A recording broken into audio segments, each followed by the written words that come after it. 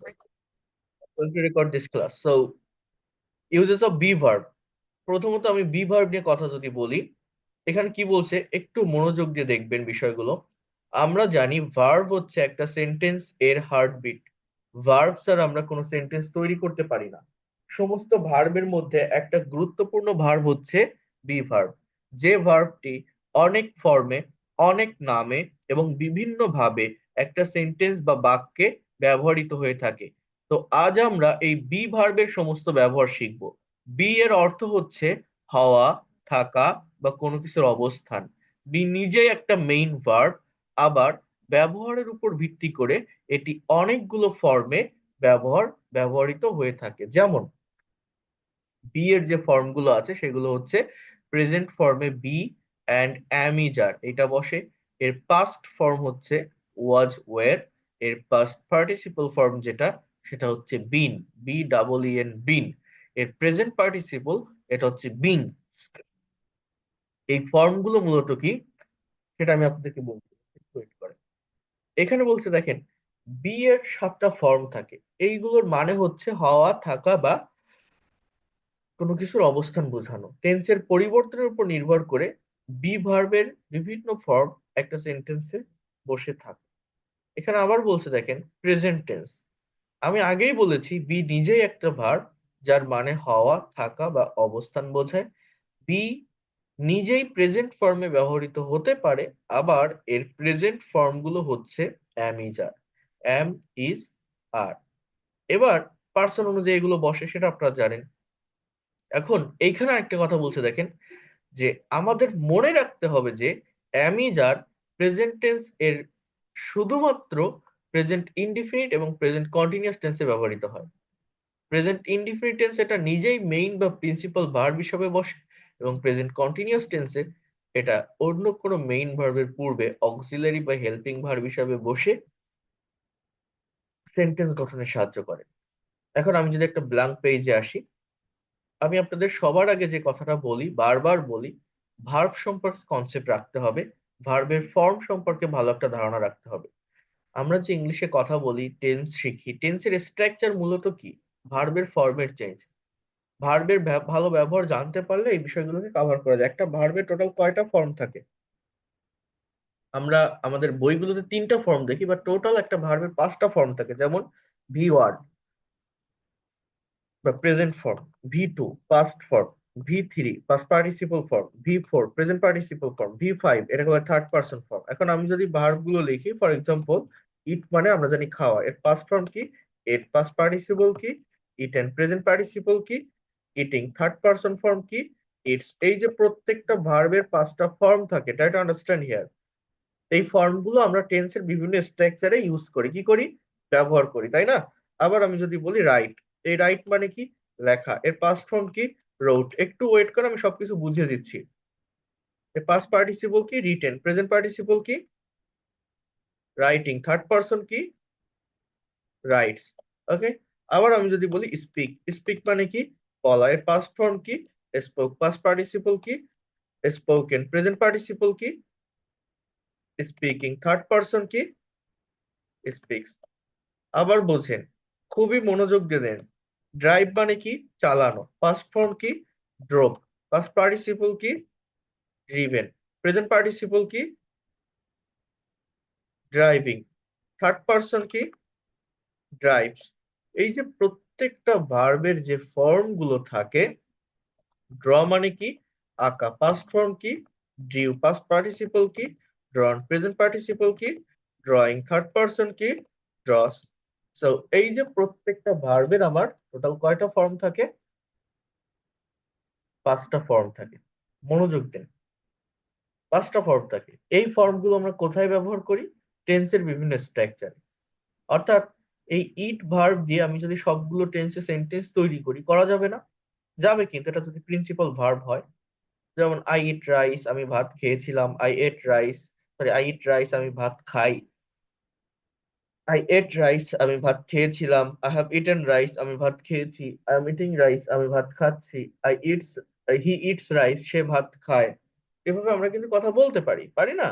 তো টোটাল 12টা টেন্সের স্ট্রাকচার আছে, এই ফর্ম গুলোকে আমরা সেখানে ব্যবহার করে একটা পার্টিকুলার ভার্ব অর্থাৎ যে ইট মানে যে খাওয়া, এই খাওয়া কথাটাকে 12 ভাবে বলতে পারি, এই রাইট কথাটাকে 12 ভাবে বলতে পারি যদি টেন্স জানি। আই রাইট আ লেটার, আমি একটা চিঠি লিখি। আই রোট আ লেটার, আমি একটা চিঠি লিখেছিলাম। I will write a letter, আমি একটা চিঠি লিখবো। I am writing a letter, আমি একটা চিঠি লিখছি বা লিখিতেছি। I was writing a letter, আমি একটা চিঠি লিখিতেছিলাম বা লিখতেছিলাম। I was writing a letter. I will be writing a letter, আমি একটা চিঠি লিখতে থাকবো। He has written a letter, সে একটা চিঠি লিখেছে। He had written a letter, সে একটা চিঠি লিখেছিল। He will have written a letter, সে একটা চিঠি লিখে থাকবে। He has been writing a letter since morning, সে সকাল থেকে একটা চিঠি লিখছে। He have been writing letter, he will have been writing a letter for a long time, সে অনেক দিন ধরে চিঠি লিখতে থাকবে। দেখছেন 12টা টেন্স আমি বলে ফেলছি রাইট ভার্ব দিয়ে।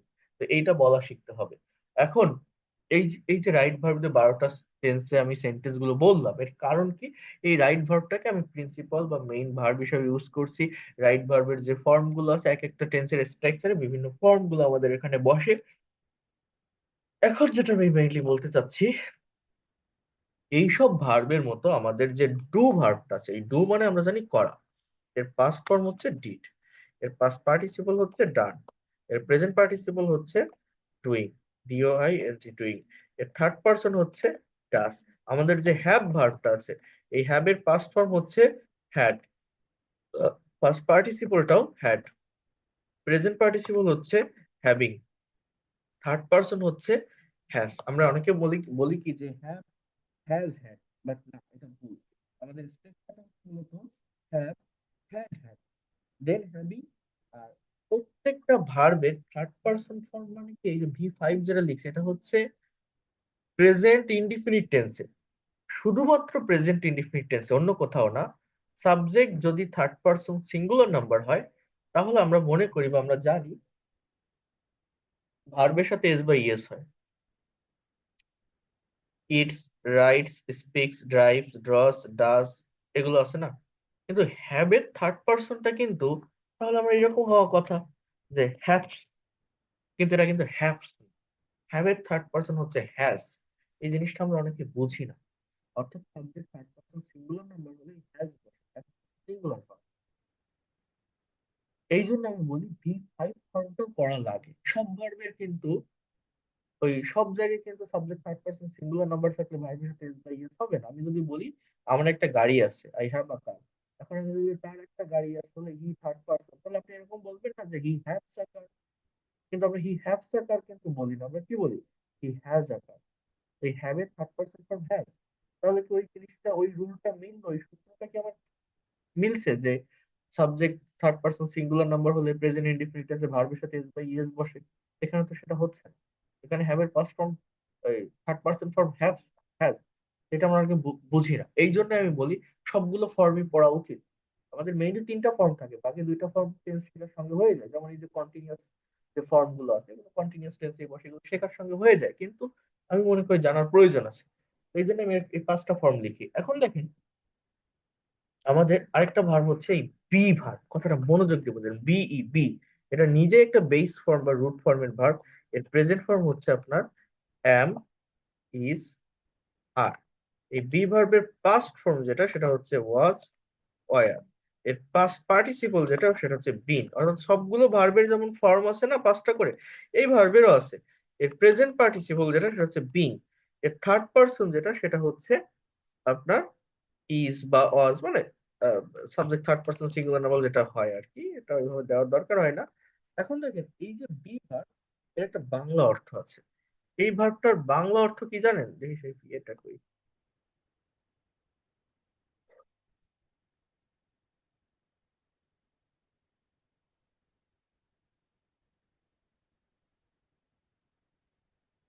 এই ভার্বটার বাংলা অর্থ হচ্ছে হওয়া অথবা থাকা। অর্থাৎ এই ভার্বটা এই দুইটা মিনিং দেয়। বি, এই যে ভার্বটা, এই বি ভার্বের মিনিং বা অর্থ হচ্ছে দুইটা। এটা অনেক দূরে চলে যাচ্ছে। অর্থ হচ্ছে দুইটা, একটা হচ্ছে হওয়া, একটা হচ্ছে থাকা। খুবই মনোযোগ দিয়ে বুঝবেন। কেমন সেটা? যেমন মনে করেন আমি যদি বলি আই রাইট, জাস্ট এই দুটো ওয়ার্ডের অর্থ কি? আমি লিখি। এখন আপনি যদি বলেন আই বি, এর অর্থ আমি হই বা আমি থাকি। এখন আপনি যদি বলেন যে আই রাইট আ লেটার, আমি একটা চিঠি লিখি, কি লিখি? চিঠি লিখি। এখানে আছে বি। এখন আপনি যদি বলেন আই বি আ টিচার, এর মানে কি? আমি হই একজন টিচার।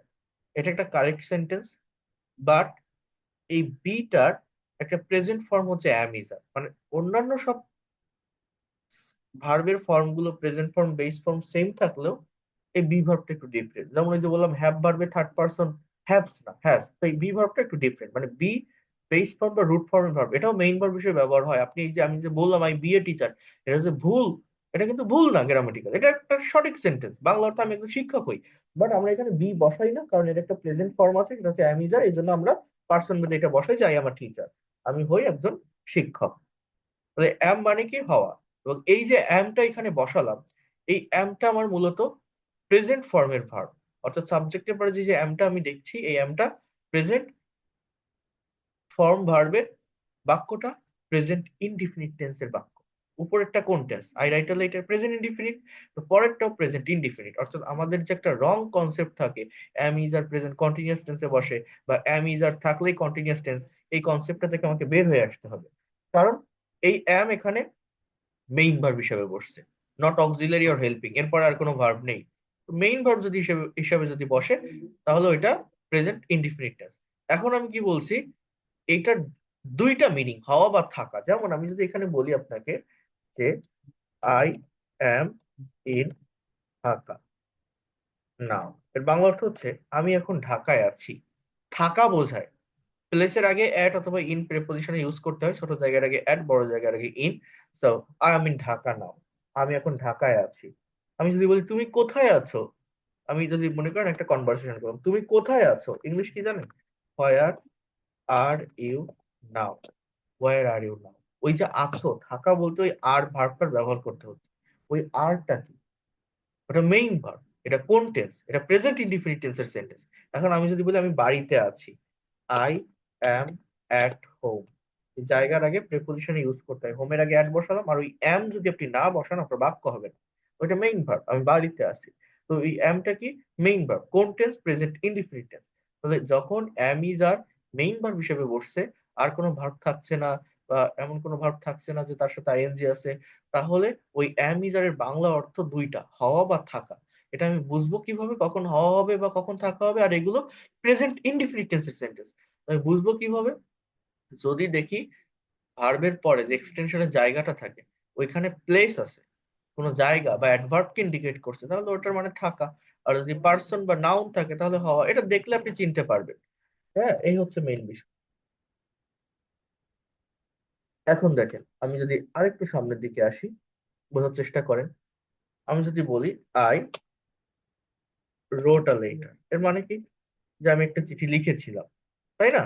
তাহলে আই অ্যাম ইজ আর এর পাস্ট ফর্ম হচ্ছে ওয়াজ। তাহলে আই ওয়াজ আ টিচার, এর মানে কি? তাহলে আমি একজন শিক্ষক ছিলাম। অথবা আপনি যদি বলেন আই ওয়াজ ইন ঢাকা, এর মানে কি? আমি ঢাকায় ছিলাম। এটা দুইটা মিনিং। আবার আপনি যদি বলেন I am writing a letter, এর বাংলা অর্থ কি? আমি একটা চিঠি লিখছি। কোন টেন্স? Present continuous tense. অ্যামটা অক্সিলারি ভার্ব, রাইটিংটা মেইন ভার্ব। তাহলে ওই বি ভার্ব কেও কন্টিনিউয়াস লেখেন তো। জাস্ট একটু চেষ্টা করি আমরা। I am being a doctor, এর বাংলা অর্থ আমি একজন ডাক্তার হচ্ছি। ডাক্তার হওয়াটা আমার একটা প্রোগ্রেসের ভিতর আছে, চলতেছে আর কি জিনিসটা। তো সেটা এইভাবে দেওয়াও যায় না এরকম ভাবে কন্টিনিউয়াস টেন্সে, যেহেতু কোনো অ্যাকশন দিচ্ছে না। বাট আমি আপনাদের বোঝানোর সুবিধার্থে এটা দিলাম। ভুল না, বাক্য তো আর ভুল না ওইভাবে। এখন দেখেন, আমি যদি বলি I am being in Dhaka, এর বাংলা অর্থ হচ্ছে আমি ঢাকায় থাকছি। যেমন আমরা বলি I am living in Dhaka, বাস করা। I am staying in Dhaka, ওই লিভিং বা স্টেইং আমি মেইন ভার্ব হিসেবে ব্যবহার করছি, ওইটার পরিবর্তে আপনি বিং এর ব্যবহার করেন, যার মানে ওই থাকা বোঝায়। আবার দেখেন, আমি যদি বলি I have written a letter, এর বাংলা অর্থ হচ্ছে আমি একটা চিঠি লিখেছি। এটা কোন টেন্সে লিখলাম? আমি প্রেজেন্ট পারফেক্ট টেন্স। কি লিখলাম? I have written a letter, আমি একটা চিঠি লিখেছি। রাইট এর পাস্ট পার্টিসিপল কি? রিটেন। এখন এই যে বি ভার্ব, যার প্রেজেন্ট ফর্ম অ্যাম ইজ আর, যার পাস্ট ফর্ম ওয়াজ আর, এর পাস্ট পার্টিসিপল কি? বিন। রাইট এর পাস্ট পার্টিসিপল কি? কোথায় লিখছিলাম? রিটেন। তাহলে বি এর বিন, রাইট এর রিটেন। তাহলে আমি কি বললাম? যে I have written a letter, আমি একটা চিঠি লিখেছি। তাহলে এখন আমি যদি বলি I have been a doctor, এই সেন্টেন্সটার বাংলা অর্থ কি?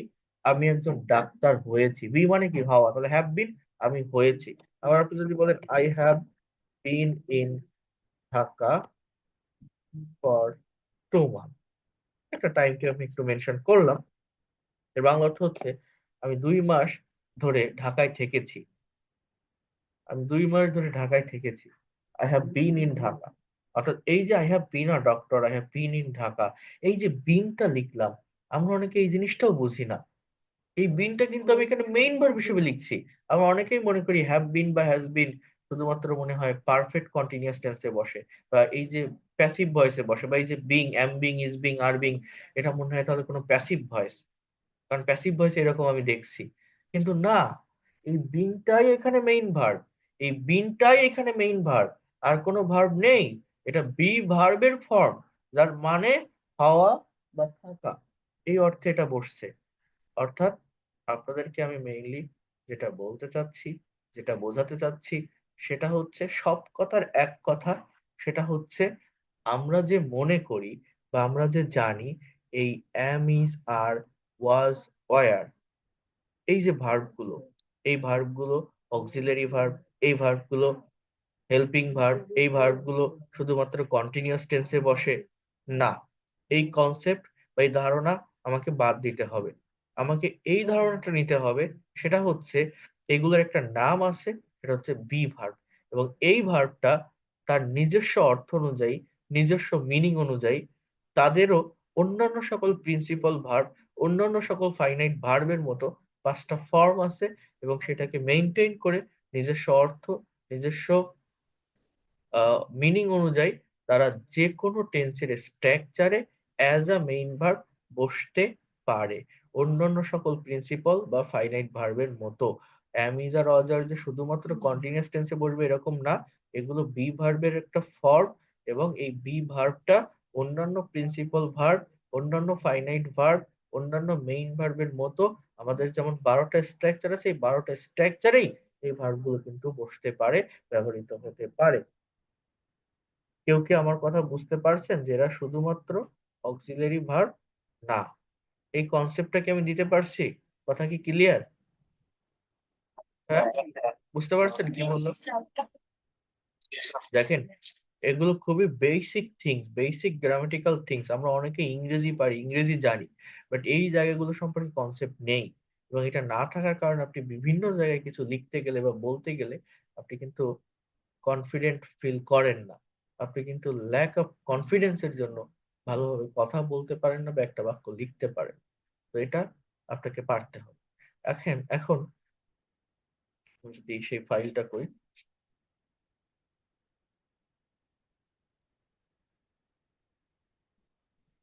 দেখেন এই যে বাক্যগুলো আপনারা এখানে দেখছেন, এই যে সাবজেক্ট প্লাস বি ভার্ব, অর্থাৎ ভার্বের present form plus complement noun বা অ্যাডজেক্টিভ। এখানে বলছে I am a doctor, he is a teacher, they are farmers, Rahim is a good boy, you are a very smart girl, he is good at English, Karim is a scientist, Rupa is a beautiful girl. এই যে বাক্যগুলো আমরা দেখছি, এগুলোতে am is আরটা main verb হিসেবে বসছে। কোন ভার্ব? Main verb. এখানে অন্য কোনো ভার্ব নেই। এজন্য এই প্রত্যেকটা ভার্বকে আমরা বি ভার্বের সেন্টেন্স বলি, এবং এই প্রত্যেকটা সেন্টেন্সই present indefinite tense, not continuous. আবারও বলছি, প্রেজেন্ট ইনডিফিনিট টেন্স, কন্টিনিউয়াস না। এবার দেখেন কন্টিনিউয়াস টেন্স আমরা কখন ব্যবহার করছি। দেখেন, বি ভার্ব গুলো যখন প্রেজেন্ট কন্টিনিউয়াস টেন্সে বসে তখন এটা অক্সিলারি বা হেল্পিং ভার্ব হিসেবে বসে। কথাটা বোঝেন? তখন কিন্তু ওই যে বললাম অ্যামিজারের মানে হওয়া বা থাকা, এই ধরনের কোনো মিনিং দেয় না। এটা জাস্ট স্ট্রাকচার গঠন করার জন্য, টেন্সটাকে মেইনটেইন করার জন্য বসে, একটা বাক্যকে নেগেটিভ বা ইন্ট্রোগেটিভ করার জন্য বসে।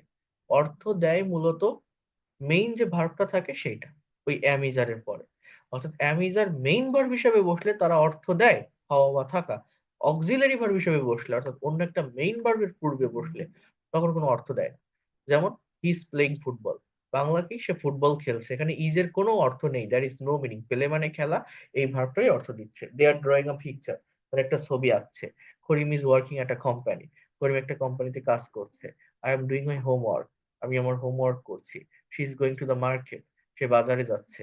You are writing a letter, তুমি একটা চিঠি লিখছো। You are writing a letter, তুমি একটা চিঠি লিখছো। She is going to the market, সে বাজারে যাচ্ছে। I am doing my homework, আমি আমার হোমওয়ার্ক করছি। করিম is working at a company. তো এইখানে doing, working, drawing, playing, going, writing এগুলো মেইন ভার্ব, এরাই মূলত অর্থ দিচ্ছে। এখানে যে অ্যামি যারা আছে এরা কোনো অর্থ দেয় না, এরা কি করে, এরা নেগেটিভ ইন্টারোগেটিভ করার জন্য ব্যবহৃত হতে পারে, জাস্ট এই স্ট্রাকচারটাকে মেইনটেইন করার জন্য। যেমন এগুলোকে যদি আমি নেগেটিভ করি, এটা আমি গত ক্লাসে বলছিলাম, যেমন দেখেন, ইউ আর ইটিং রাইস, তুমি ভাত খাচ্ছ। You are not eating rice, তুমি খাচ্ছ না। আর ইউ ইটিং রাইস, তুমি কি ভাত খাচ্ছ? Are you eating rice, aren't you eating rice, অর্থাৎ are you not eating rice Bangla কি, তুমি কি ভাত খাইতেছো না, বা তুমি কি ভাত খাচ্ছ না। এরপর কি, দে আর প্লেইং ফুটবল, তারা ফুটবল খেলছে। দে আর প্লেইং ফুটবল, তারা ফুটবল খেলছে।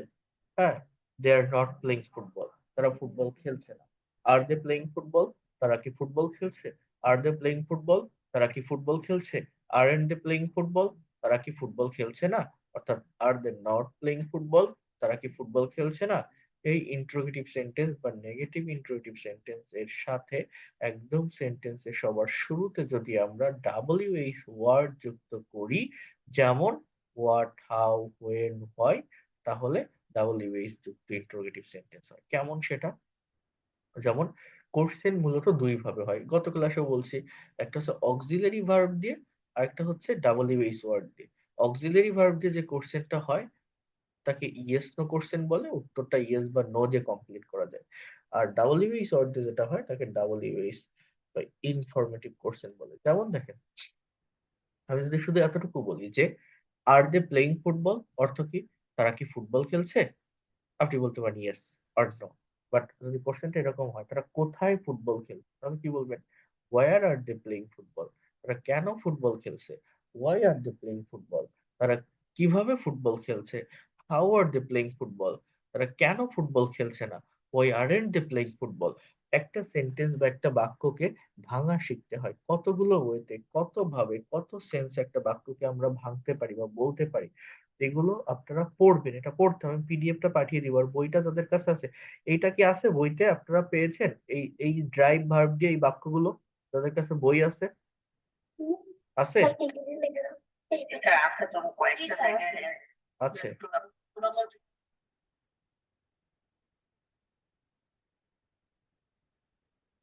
হ্যাঁ, 43 বইতে আছে, দেখেন 43 পেজ। আমি বই লাস্ট যেদিন অর্ডার দিছিলেন, আপনার মনে হয় 24 তারিখ, ওই অর্ডারটা আমি পরে পাঠাতে পারিনি আমি চলে আসার কারণে। 24 বা 23 তারিখে যারা দিছিলেন, আমি ওটা আগামীকালকে পাঠিয়ে দিব। যারা করতে চান অর্ডার এখনো পর্যন্ত রাতের ভিতর করবেন, তাহলে আমি আগামীকাল সকালে ওটা সবগুলো কনফার্ম করে দিতে পারবো। আচ্ছা, তো দেখেন এইখানে বাক্যগুলো দেখেন, এইভাবে ভাঙতে পারলে কি হয়, মানে একটা বাক্য থেকে আমরা কতগুলো বাক্যে ট্রান্সফর্ম করতে পারি। এটা ভাঙতে পারলে আপনার ফ্লুয়েন্সিটা বাড়ে, দ্রুত আপনি ইংলিশে স্পিকিং করতে সক্ষম হবেন। যেমন he is driving a car, সে একটা গাড়ি চালাচ্ছে বা চালাইতেছে। He is not driving a car, সে একটা গাড়ি চালাচ্ছে না বা চালাইতেছে না। Is he driving a car, সে কি একটা গাড়ি চালাচ্ছে। Is he driving a car, সে কি একটা গাড়ি চালাচ্ছে। Isn't he driving a car, isn't he driving a car, সে কি একটা গাড়ি চালাচ্ছে না। Why is he driving a car, সে কেন একটা গাড়ি চালাচ্ছে। Where is he driving a car, সে কোথায় একটা গাড়ি চালাচ্ছে। How is he driving a car, সে কিভাবে একটা গাড়ি চালাচ্ছে। Why isn't he driving a car, সে কেন গাড়ি চালাইতেছে না বা চালাচ্ছে না। When isn't he driving a car, সে কখন গাড়িটা চালাচ্ছে না। Where isn't he driving a car, সে কোথায় গাড়ি চালাচ্ছে না, কোথায়। তো এইভাবে এই বাক্যগুলোকে ভাঙতে হবে, অর্থাৎ affirmative, negative, interrogative, negative interrogative, WH word যুক্ত ইন্ট্রোগেটিভ, ডাব্লিউএইচ ওয়ার্ড যুক্ত নেগেটিভ ইন্ট্রোগেটিভ। ঠিক আছে? পাস্ট টেন্সটা ওই সেম ভাবে হয়, প্রেজেন্ট টেন্সে যেমন অ্যাম ইজ আর থাকে, পাস্ট টেন্সে আমার ওয়াজ ওয়্যার থাকবে। জাস্ট এই দেখেন, he was a good boy, I was a teacher, they were players, Rahim was a doctor, you were happy, you were a smart girl, they were brilliant students, they were wrong, he was ill, she was at home. এই যে বাক্যগুলো দেখছেন, এই সবগুলো বাক্য কিন্তু আমার past indefinite tense, not continuous. অর্থাৎ ওয়াজ ওয়্যার দেখলেই যে আমরা বলবো পাস্ট কন্টিনিউয়াস, বিষয়টা এরকম না। পাস্ট ইনডিফিনিট, এবং এইখানে ওয়াজ ওয়্যার মেইন ভার্ব হিসেবে বসছে, ছিল অর্থে বসছে, as a main verb. Future টেন্সে দেখেন আমাদের কি হয়, ও আচ্ছা, আমি তো এখানে একটা বাক্য লিখতে ভুলে গেছি। আপনার ফিউচারে যে বাক্যটা, যেমন মনে করেন আমি যদি এখানে বলি, এই যে রাইট দিয়ে লিখছিলাম তাই না, আমি যদি এখানে এরকম একটা বাক্য আপনাদেরকে লিখে দেখাই, যে আমি যদি বলি যে সে চিঠি লিখবে, দেখেন he will write a letter, এটাই আমার স্ট্রাকচার, যে সে চিঠি লিখবে, he will write a letter. এখন এই জায়গাটাতে বোঝেন, আমি যদি বলি যে বি মানে কি, হওয়া বা থাকা, এখানে কিন্তু উইল এর পর, উইল হচ্ছে একটা modal verb, can, could, may, might, shall, should, will, would, need to, dare to, এই মডালের পর মেইন ভার্বের বেস ফর্ম বসে। তো আমি যদি বলি যে বি মানে হওয়া, তাহলে he will B, he will B, এই দুইটার বাংলা অর্থ কি, যে সে হবে, হি উইল বি, কি হবে বা কি, অথবা সে থাকবে।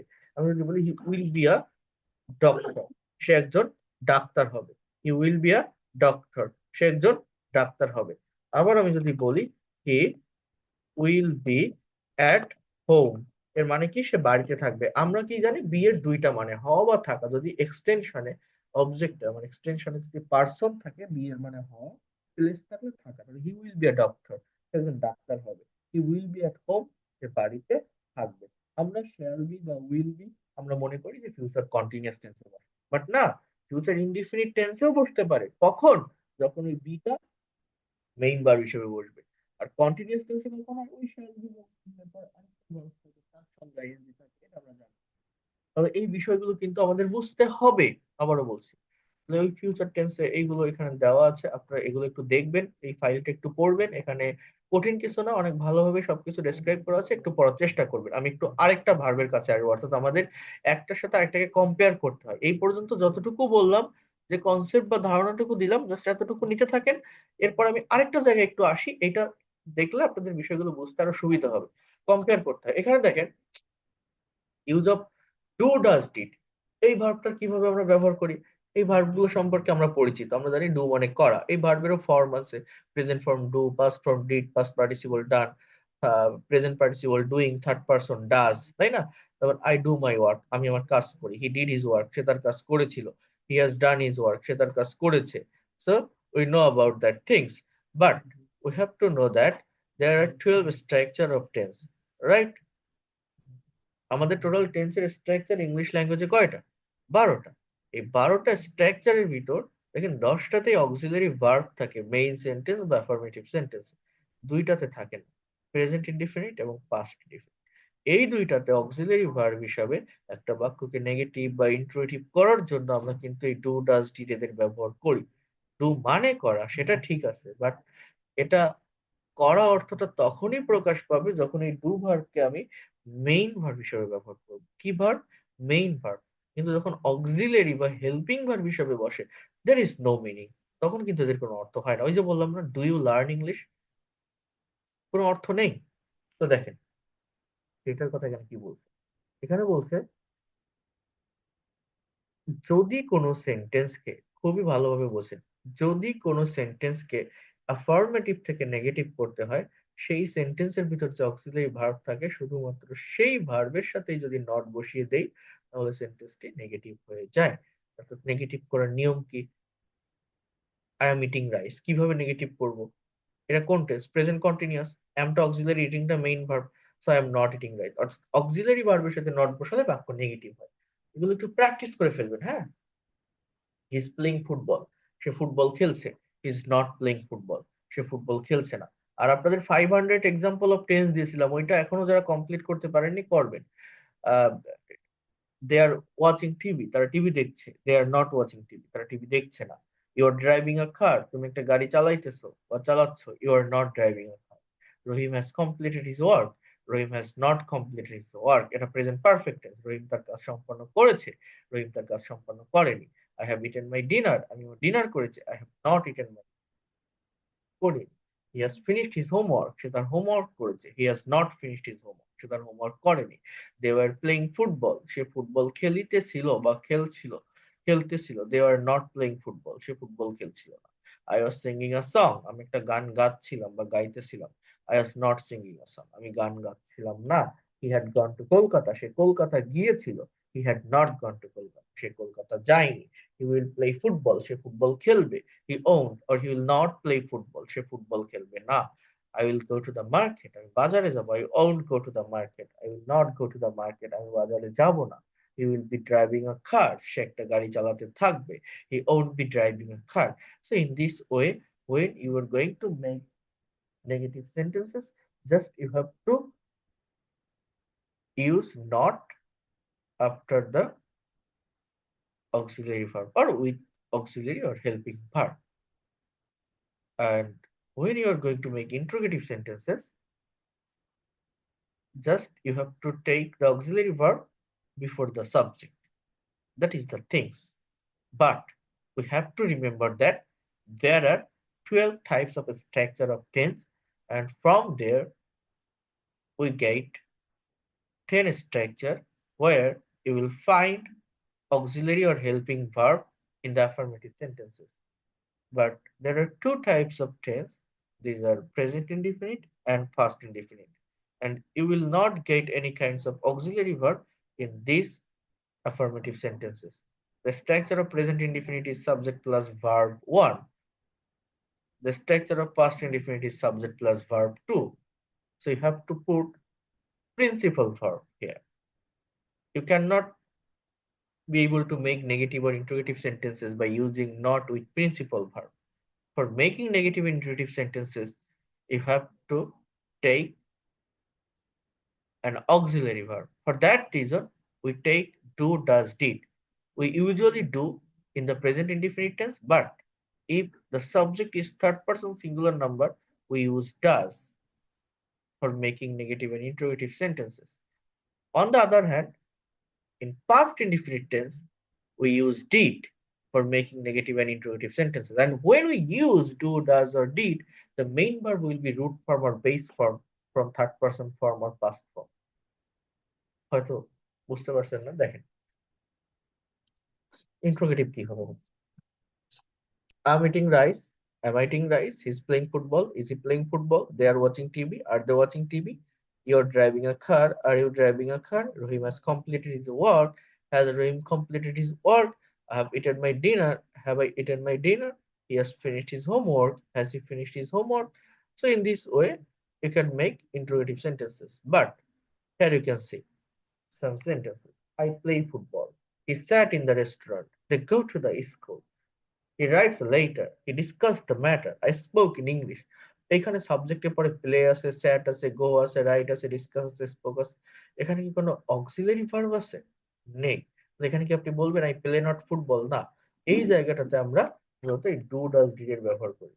প্রেজেন্ট ইনডিফিনিট টেন্সে ডু বসে, যেমন I play football, I don't play football. They draw a picture, they do not draw a picture. You eat rice, you don't eat rice. I write a letter, I don't write a letter. I sing a song, I don't sing a song.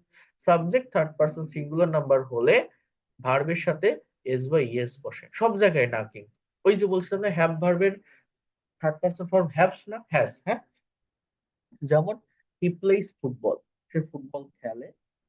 আপনি যখন negative করবেন does, ওই ডাজটা কি do এর third person, অর্থাৎ ওই S বা ES do ভার্বের সাথে এসে যাচ্ছে। এই জন্য যখন আপনি নেগেটিভ বা ইনফিনিটিভ করবেন, মেইন ভার্বের সাথে এস বসানো লাগবে না।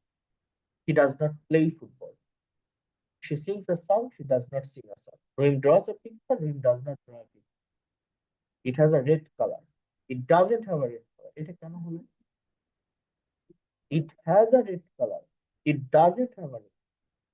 এটার মেইন রিজনটা কি, বা এটা কেন এমন হলো, সেটা আগে আপনারা একটু বোঝেন।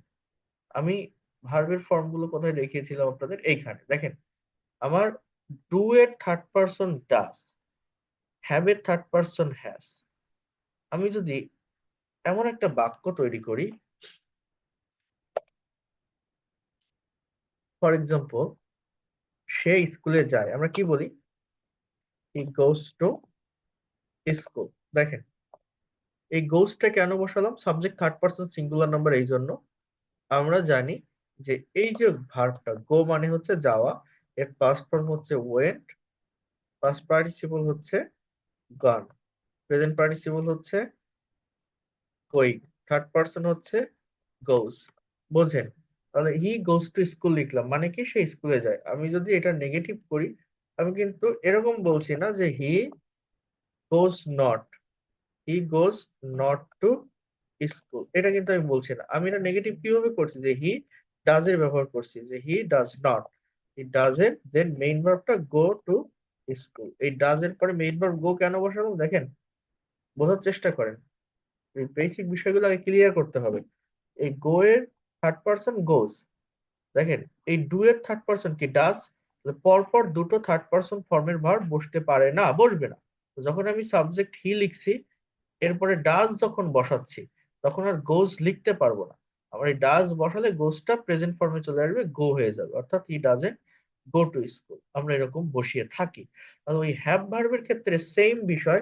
আমি যদি বলি I have a car, sorry I have a car, এর মানে হচ্ছে আমার একটা গাড়ি আছে। হ্যাভটা প্রেজেন্ট ফর্মের ভার্ব। আপনি যখন নেগেটিভ করছেন, আমরা কি I have not a car এরকম বলি। আপনি এখানে গোজ নট বলছেন, সে স্কুলে যায়, হি গোজ টু স্কুল। আমি যদি বলি সে স্কুলে যায় না, আপনি কি বলবেন যে he goes not to school? সেটা কিন্তু আপনি বলবেন না। আপনি কি বলছেন, he does not go to school, I have a car. আপনি যদি গোজ নট না বলেন, আপনি হ্যাভ নট কেন বলবেন? গোজ তো মেইন ভার্ব, তো এখানে হ্যাভটাও তো মেইন ভার্ব। আপনি যদি বলেন হি রাইটস আ লেটার, সে একটা চিঠি লেখে, বা I right a letter, I do not right a letter, আমি কি I right not a letter বলি? বলি না। কি বলি? I do not right a letter. তাহলে এখানে আমার কেন হ্যাভ নট বসবে? আমরা অনেকে এটা করি, I have a car, I have not a car, but এটা ভুল। কারণ এটা প্রেজেন্ট ইনডিফিনিট টেন্স, এই হ্যাভটা এখানে মেইন ভার্ব। হ্যাভের মানে থাকা বোঝাচ্ছে, আছে, কারো অধিকারে কিছু আছে, কারো মালিকানায় কিছু আছে। তাহলে আমি যদি বলি আই হ্যাভ নট, এটা ভুল হবে। আমার এই বাক্যটার ইংলিশটা এরকম, আই ডোন্ট হ্যাভ, আ কার, আমার গাড়ি আছে, আমার গাড়ি নেই। আই ডোন্ট হ্যাভ আ কার। আমি যদি বলতো আমার গাড়ি ছিল, আই হ্যাড আ কার, এই had past form, V two. আপনি যখন নেগেটিভ করছেন, আই ডিডেন্ট, এই ডিড ডু এর পাস্ট ফর্ম। আর ডিড যখন বসাচ্ছেন, তখন আর হ্যাড বসাতে পারবেন না, কারণ এই হ্যাডটাও পাস্ট ফর্ম, এই ডিডটাও পাস্ট ফর্ম। পরপর দুটো পাস্ট ফর্মের ভার্ব বসতে পারে না। সো আই হ্যাড আ কার, আমার একটা গাড়ি ছিল। আই ডিডেন্ট, ডিড বসালে কি হবে, আমার এই হ্যাডটা প্রেজেন্ট ফর্মে চলে আসবে, হ্যাভ হয়ে যাবে। গোস থেকে গো হয়েছিল, তাহলে হ্যাড থেকে হ্যাভ হয়ে যাচ্ছে, আই ডিডেন্ট হ্যাভ আ কার। এখন আমি যদি সাবজেক্টটা পাল্টাই, তখন আমি কিন্তু হি হ্যাভস আ কার বলছি না। আমি হি বসালে কি বসাচ্ছি, হ্যাজ, কারণ হি, আমার হ্যাভ এর থার্ড পারসন হচ্ছে হ্যাজ, নট হ্যাভস। তাহলে এখানে আমার কি হবে, হ্যাজ এ কার, এর বাংলা অর্থ হচ্ছে তার একটা গাড়ি আছে। তাহলে আমি যদি বলি তার গাড়ি নেই, তাহলে আমাকে এখানে ডাজ এর ব্যবহার করতে হবে, যেহেতু subject third person singular does. তাহলে এই ডাজটা কি, থার্ড পারসন, এই হ্যাজটা কি, থার্ড পারসন। তাহলে আমি যখনই ডাজ বসাচ্ছি, তখন আর আমি হ্যাজ রাখতে পারবো না। আমার হ্যাজ এর প্রেজেন্ট ফর্ম কি, হ্যাভ। যখন আমি ডিড বসাইছি, আমি কি হ্যাড রাখতে পারছি? হ্যাভ হয়ে গেছে। যখন আমি গোজ বসাইছি, আমি ডাজ বসাইছি, আমি কি গোজ রাখতে পারছি? গো হয়ে গেছে। তাহলে আমি যখন বলছি যে হি হ্যাজ আ কার, তার একটা গাড়ি আছে, তো তার গাড়ি নেই, হি ডাজেন্ট হ্যাভ আ কার, কারণ ওই হ্যাজ ভার্বের, হ্যাজ হচ্ছে একটা থার্ড পারসন ফর্ম ভার্বের, ওটার প্রেজেন্ট ফর্ম হ্যাভ। যেমন he goes to school, he doesn't go to school, তাহলে he has a car, he doesn't have a car. এই জায়গাটা মূলত এইভাবে হয়ে থাকে। আমার কথা কি আমি আপনাদেরকে বোঝাতে পেরেছি? আপনারা কি বুঝতে পারছেন আমি কি বললাম এই জায়গাটাতে? আমরা অনেকে এই বাক্যগুলো বা এই জায়গাগুলো বুঝি না ক্লিয়ার করে। বলেন, এই যতটুকু বললাম, এতটুকু কি বুঝতে পারছেন? হ্যাঁ, নতুন কিছু শিখতে পারছেন এই যে জায়গাটা দেখালাম? হ্যাঁ, কারণ এই বিষয়গুলো কিন্তু একদম সিম্পল, তাই না? খুবই সিম্পল, মানে বেসিক থিংস, বাট এটা ইংলিশ ল্যাঙ্গুয়েজের একটা ফাউন্ডেশন। এবং আমরা অনেকে ইংরেজি পারি, অনেক গ্রামার পারি, আমরা আমরা অনেকে ইংরেজি পারি, অনেক গ্রামার পারি, অনেক কিছু চিনি জানি, কিন্তু অনেকেই আছে ভালো জানা সত্ত্বেও এই জায়গাগুলো সম্পর্কে ধারণা নেই, থাকে না এরকম? এবং এই ধারণা না থাকলে কথা বলার ক্ষেত্রে বা লেখার ক্ষেত্রে ওইভাবে কনফিডেন্টটা পাওয়া যায় না। কারণ আপনি যে কোনো কথা ইংলিশে বলতে চান বা লিখতে চান, অ্যাজ ইউজুয়াল এই ভার্ব গুলোর ব্যবহার করতে হয়। তো কখন এই ভার্ব গুলো মেইন ভার্ব হিসেবে বলবে, কখন এই ভার্ব গুলো অক্সিলারি ভার্ব হিসেবে বলবে, কখন অর্থ দিবে, কখন অর্থ দিবে না, এটা জানা প্রয়োজন। একবারে হয়তো সবাই নিতে পারবেন না, দরকার হলে আপনি রেকর্ডেড ক্লাসটা আরেকবার দেখেন, বারবার দেখেন। এই যেভাবে আমি বলি, যেভাবে বুঝাই, এর থেকে ডিটেলসে আর বোঝানো যায় বলে মনে হয় না, বা কেউ বোঝাতে পারবে বলে আমি জানি না। তো এটা আপনাদেরকে নিতে হবে, নেওয়ার চেষ্টা করতে হবে, যে কথাটা আমি বারবার বলছি। তাহলে এখানে ওই সেইভাবে বাক্যগুলো দেওয়া আছে। আর যেটা আমি আপনাদেরকে বলছিলাম, এই যে পাস্ট টেন্সের ক্ষেত্রে ডিড এর ব্যবহার হয়, যেমন দেখেন, আই প্লেড ফুটবল, আমি ফুটবল খেলেছিলাম। আই ডিডন্ট প্লে ফুটবল, আমি ফুটবল খেলিনি। ডিড আই প্লে ফুটবল, আমি কি ফুটবল খেলেছিলাম? আই এট রাইস, আমি ভাত খেয়েছিলাম। আই ডিডন্ট ইট রাইস, আমি ভাত খাইনি। ডিড আই ইট রাইস, আমি কি ভাত খেয়েছিলাম? আই স্পোক ইন ইংলিশ, আমি ইংরেজি বলেছিলাম। যখন আপনার অ্যাফার্মেটিভ সেন্টেন্স হবে, মেইন ভার্বের পাস্ট ফর্ম বা ভি টু, যখন আপনার নেগেটিভ হবে, ডিড এর ব্যবহার করবেন। আর ডিড ব্যবহার করলে মেইন ভার্বটা প্রেজেন্ট ফর্ম বা ভি অন এ নিয়ে আসবেন। আই মেট হিম, আমি তার সাথে দেখা করেছিলাম, সাক্ষাৎ করেছিলাম। মিটের past form met. I didn't meet him, আমি দেখা বা সাক্ষাৎ করিনি। Did I meet him? He drew a picture, সে একটা ছবি এঁকেছিল। He didn't draw a picture, সে ছবি আঁকেনি। Did he draw a picture, সে কি ছবি এঁকেছিল? Did he draw a picture, সে কি ছবি এঁকেছিল? ইউ রোট আ লেটার, তুমি একটা চিঠি লিখেছিলে। You didn't write a letter, তুমি চিঠি লেখনি। Did you write a letter, তুমি কি চিঠি লিখেছিলে? এগুলো প্র্যাকটিস করে ফেলবেন বই থেকে, আর আমি এই পিডিএফ দুটো দিয়ে দিব, দিলে প্র্যাকটিস করবেন। দে ড্রোভ আ কার, তারা একটা গাড়ি চালিয়েছিল। দে ডিডন্ট ড্রাইভ আ কার, তারা গাড়ি চালায়নি। Did they drive a car, তারা কি গাড়ি চালিয়েছিল? I ate rice. এইভাবে এখানে ওই ডিটেলস এর সেন্টেন্স গুলো দেওয়া আছে। আমি যদি এইখানে একটু দেখাই, এই দেখেন, দে ড্রোভ এ কার, তারা একটা গাড়ি চালিয়েছিল। দে ডিডন্ট ড্রাইভ আ কার, তারা গাড়ি চালায়নি। আমি বলছিলাম একটা সেন্টেন্সকে ট্রান্সফর্ম করা শিখতে হবে, ভাঙা শিখতে হবে, তাহলে দ্রুত ক্লিয়ার হয় এবং ফ্লুয়েন্সি আসে। So they drove a car, তারা গাড়ি চালিয়েছিল। দে ডিডন্ট ড্রাইভ আ কার, তারা গাড়ি চালায়নি। Did they drive a car, তারা কি গাড়ি চালিয়েছিল? Didn't they drive a car, তারা কি গাড়ি চালায়নি। Where did they drive a car, তারা কোথায় গাড়ি চালিয়েছিল? Why did they drive a car, তারা কিভাবে গাড়ি চালিয়ে, কেন গাড়ি চালিয়েছিল? When did they drive a car, তারা কখন গাড়ি চালিয়েছিল? Why didn't they drive a car, তারা কেন গাড়ি চালায়নি? তো এইভাবে বিষয়গুলোকে আপনারা প্র্যাকটিস করবেন, দেখবেন। জাস্ট ডু ভার্ব এবং বি ভার্বের যে চ্যাপ্টার দুটো আছে, একটু রিডিং পড়ার মতো করে পড়বেন।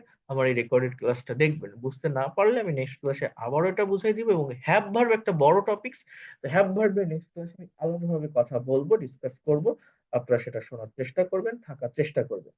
So that's all for today. Thank you so much. If you have any question, you can ask me frankly right